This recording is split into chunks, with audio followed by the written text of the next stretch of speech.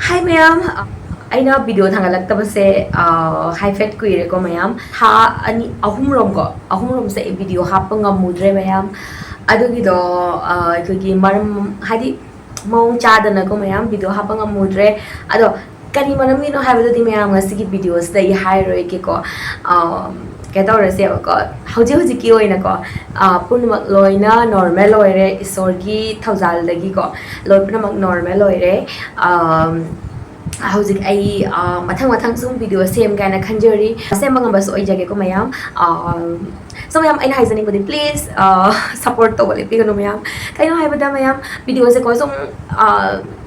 khudong chadana mong chadana budi semudri nya ba ko adu lor ba matung da su ko muka som video se semudra ba na ko semak pada ke matik kai hai ni demotivate oi hai ga dra kai no talli hai ga ko chang se active oi da ko adu gi do oi ba ko adu mayam na support to view mayam na support to vira ga ai su khara sum kai hai ni motivate oi da na ko video sem ba khot pa ma ma do so mayam asige se hai ni ngi ngasi video se mayam kari oi na hai ba ko makeup look oi dene ba ko kari karamba makeup look oi dona hai ba da smoky eye makeup look oi doni ki smoky eye makeup se mayam ikoina any outfit pun maka hai di ki phanek ti dup ka oiro de ki western wear oiro ko pun maka lo na chani ma ko aduga ki eye shape pun maka lo na phaja ba hai dare hai badi mid khu ba law ba khot ba ka khai de ma di lo pun maka lo na phajai aduga yam the live mo nga tor ke ngasi smoky eye makeup look se adu di mayam ngasi ki video se hore si peng peng hang da bida na tra ga de se sum ngang ba hore di let ta bani adu na mayam taning ngoi ba ko hore si di video makeup hau ji mamang da adum ai gi video regular yang gor di khang mani video ko dingi sum hai bani ba ko maram di si ki sam important ni CTM to ba ko makeup to ju mamang da ko gi skin se prep to bi ba hai ba di ko gi skin se makeup ki da makta ready to bi ba ko CTM hai ba ko C is na cleansing, T is na toning, M is na moisturizing adom gi skin type ki matung ina asi gi sina bi ko na cleansing hai di me mai start to bi ba ko any cleanser na traga face wash ama ora ga lore hai di amoi pa mai da ko na direct makeup to ba ya de si gi khang jin bio hau ji me am ai mai start ho la e duga moisturizer de la e ba ko toner di tai la tre aseng ki ko kai no hai ba dai hau ji ka kai chani ngai leite ba ko ma'am सी के CTM से कई तौनो हारे दे कोई makeup से हेन माना फजाहन बको दुगा मेकअप तो बसु नुंगाई अदुगा मेकअप से लॉन्ग लास्टिंग से ओय हली मैम होय अखोय की माइ से फ्लॉलेस ओय हली लॉन्ग लास्टिंग ओय हली फजली बको काय काय चट कदा बोर दे सम तागी स्टेप्स सिंग लोना तव दा पा हाउ के ओनली वीडियोस की दमक रेडी होय दुनी अदुना टोनर से स्किप तवरगा मॉइस्चराइजर मलवर के ताई का तो मेकअप ओरगदी सनस्क्रीन मस तो बिरो हाबती first step se koi cleanser toner moisturizer sunscreen adagi matu da makeup hoba yare bako hausa me am ai moisturizer lora taizara e aina hoji sina gi base si moisturizer si super light moisturizer si sina re ai ki skin se me am combination skin ya bako hoji ti am olang ni da ko yam olang bani da skin se khara oily oi aduna oil free oi moisturizer sina re Pons ki segi Hydra Miracle Hyaluronic Pons sida su ko makhal di lai bane ko aine scenery se super light gel moisturizer ko for oily and combination skin ai tha lai re mamang da se mention tawna lai re ko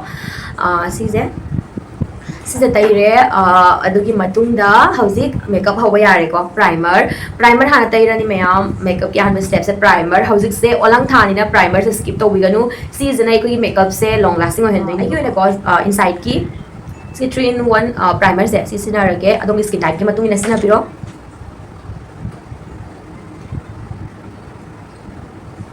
main no focus to do is ko akoi naton mapan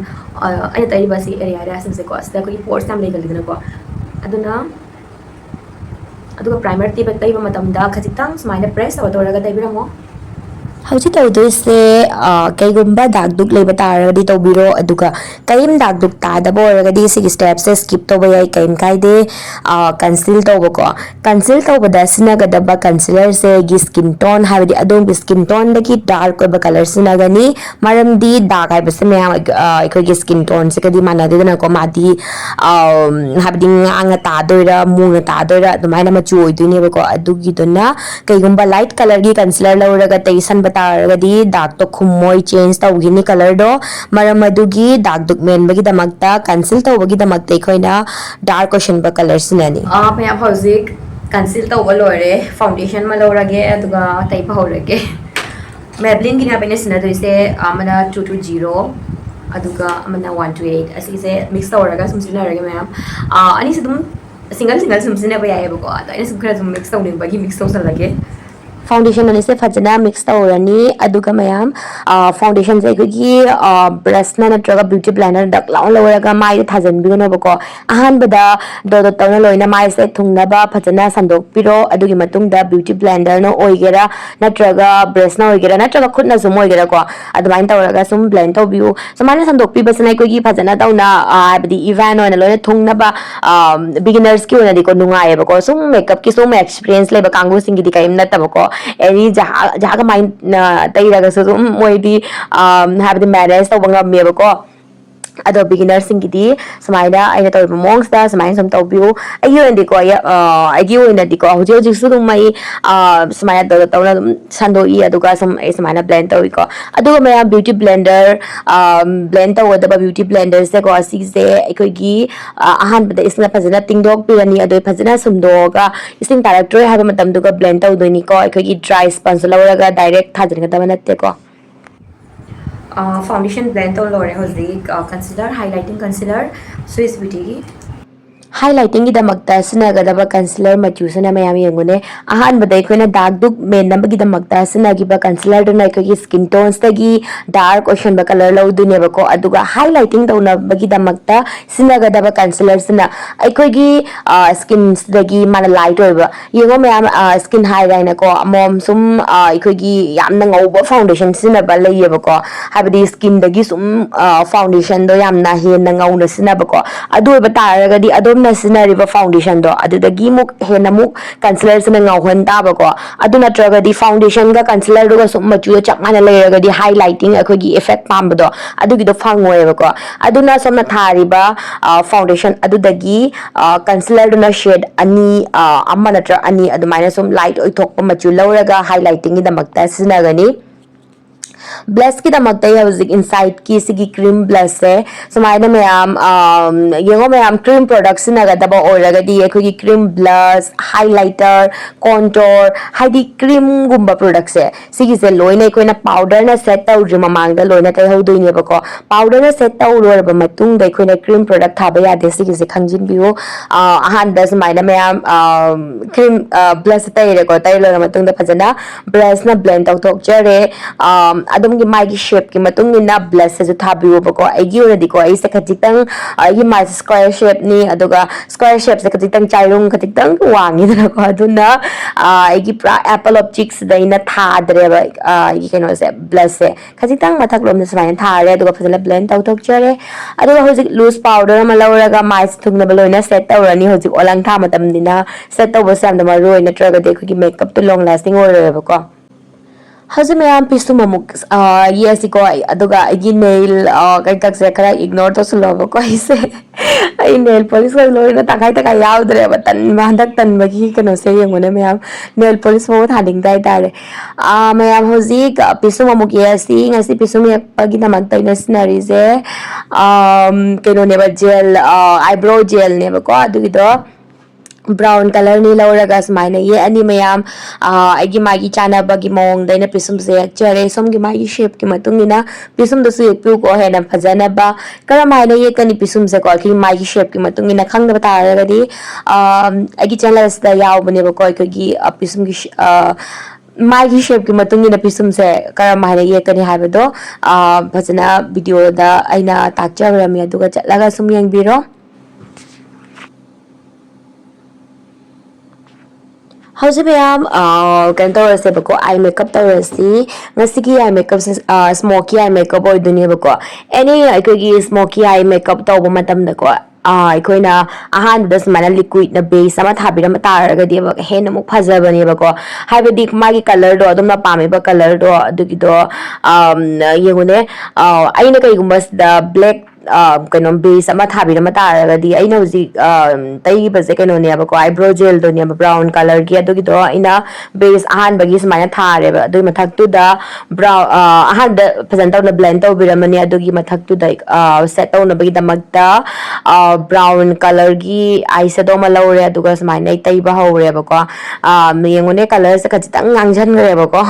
ado ina hojik black tharamba taraga di ko black thara matara di colors ka ki brown ja khachi tang dark brown rom da ko adumai dum chat kani aba ko adum na apambai matung ina sum thabi kai kai de black thaba pamira natraga brown thaba pamira smana base thabiram basina ki eye makeup se hena mu long lasting oi ba ko aduga color se kara intense oi tok pai tare aduga ahan bada dark brown color ama taire ko aduga mathak rom da ka khatlingai gi ki color se light oi tok pa lo doi ne ba haibadi ahanbada thagiba color do aduna dark brown oidoini aduga second da crease tagiba colors na kogi medium brown oidoiba aduga khwaidagi mathakta ko last da hauji tagiba colors na khwaidagi light oiba brown color do adu laurani lauraga smaina phajana blend tawbiramani kogi color se yengwa matamda harsh oidana ba ko kadai dagi color se taiba haureino sigi se haibadi अखोगी colour से यंग मतम द join दो ma'am खंग बने बको अदुगी दो उहल लोइदुनी फजना ब्लेंड तौबिरम दोइने बा अदु दैने बा खोगी आई मेकअप से नान दोइसे को हौजिंग मैम ब्लैक लाइनर अमा लौरनी येनी जे लाइनर तैरगसु याई कयम काइदे गी ओइनदी समाइना ब्लैक लाइनर अमा लौरगा ये ए अदुगा स्मोकी आई मेकअप तौरकपा मतमदा अखोई लाइनर से समाइन सुम चुमना येगा सुम थममदबिदा को खजितांग स्मज तौबिरम बको खजितांग स्मज तौरदी खरा स्मोकी इफेक्ट अमा सुपीरियर दना को अदु ओइ तारगदी हेन मुक फजे याई तारे अदुगा आई लाइनर की स्टाइल से को कगी स्मोकी आई तरक मतमदा चिंगत खोना येक्तबिदा समाइना मिट आबदी हौरपदगी sum loirakpa phawba sumai sum chingbirambasana chingattabidako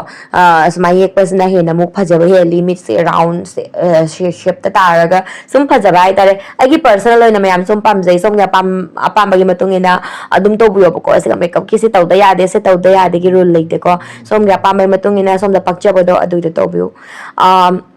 हौजिक eyeliner hi matung da ko khasitang ai smudge ta ogre adugi matung da black kajal ama lawre aduga waterline upper waterline sumana phajana yekpirani aduga muka brush ama lawra phajana smudge ta orani oh my god ma'am ngasi ai ngang da sum soi doi to yaba ko kuina video se mu da bagi hauzik sumaina brush ama lawra phajana smudge ta ore मीट मथा कतई बगी मोंग दको चप मानना meet मखास दसु को अहान बदा dark colour अमा लौरे तैरनी अदुगी मतुंग दा कलर अनि तंगसिना नि मीट मखादा डार्क कलर अमा लौरे लौरगा तैरगा फजना स्मज तौबोय कय बोय तैबिरम मेदना को अदुगा ख्वाइदगी लास्ट ना लाइट कलर अमा लौरे फजना ब्लेंड तौथोकपिबा को हौजिक नोज कंटूर अमुक तौरसी नोज कंटूर तौबसना अखोगी नातोन से खरा सुम अखोगी तुमथोकपा सांतोकपा माललेबको अदुना सिगिसे काउबिगनुको अदुगा हौजिक यंगोने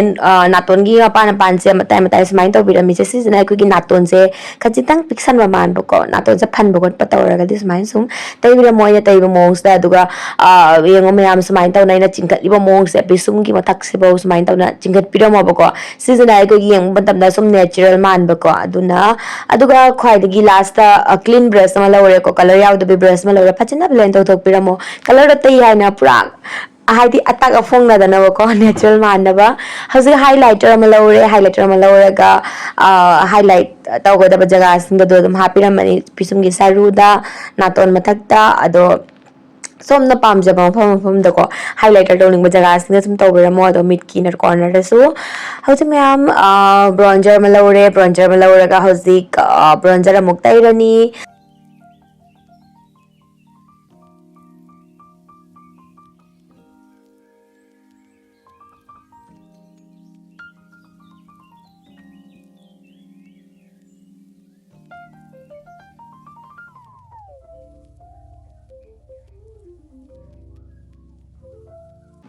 हौजिक मैम ब्लश अमुक थारसी अहानबदा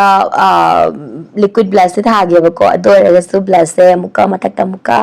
थाजलनी मैम कई हाइदे ब्लश थाबा याम पामेबको पामद्रगदि सुम अहानबा थागबदा सुम यारेको अदो ब्लश यांग तौना कोकलकपनिको अदुना सुमाइना लेयर अमुक तौबिरमो अदोरदि हेना मुलोंग लास्टिंग ओरनी अदुगा फसु फजे मैम आइगी वंदी याम पामसे blush थाबसे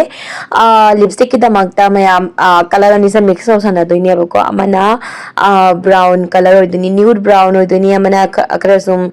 brick colour हाइदुनीको brick red हाइदुनीबको अदि कलर दो अनि द मिक्स तौसलानि सुमाइन थारनी लिपस्टिक अमा सुम थारगा बोर बता ꯍꯥꯏꯔꯒꯗꯤ ꯂꯤꯞꯁꯇꯤꯛ ꯑꯅꯤꯈꯛ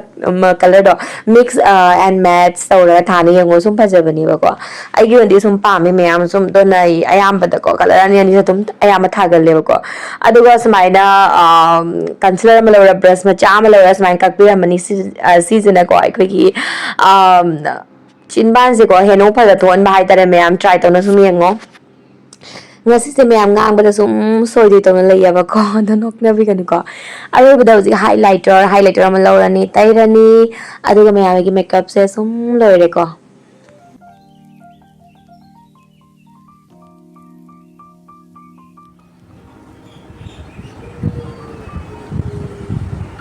ꯃꯌꯥꯝ ꯃꯦꯀꯞꯁꯦ ꯗꯟ ꯑꯣꯏꯔꯦ ꯍꯧꯖꯤꯛ ꯀꯔꯤ ꯋꯥꯠꯂꯤ ꯃꯁꯀꯥꯔꯥ ꯊꯥꯗ ꯋꯥꯠꯂꯤ ꯑꯗꯨꯒ ꯐꯣꯜꯁ ꯑꯥꯏꯂꯦꯁ ꯍꯥꯞꯄꯒ ꯑꯗꯒꯤ ꯐꯤꯛꯁꯔ ꯁꯥꯏꯔꯒ ꯑꯗꯨꯝ ꯃꯦꯀꯞꯁꯦ ꯂꯣꯏꯔꯅꯤ ꯃꯌꯥꯝ ꯍꯧꯖꯤꯛ ꯑꯩ ꯃꯁꯀꯥꯔꯥ ꯊꯥꯔꯒ ꯑꯗꯩ ꯄꯥꯅꯞꯄꯒ ꯂꯥꯛꯑꯒꯦꯀꯣ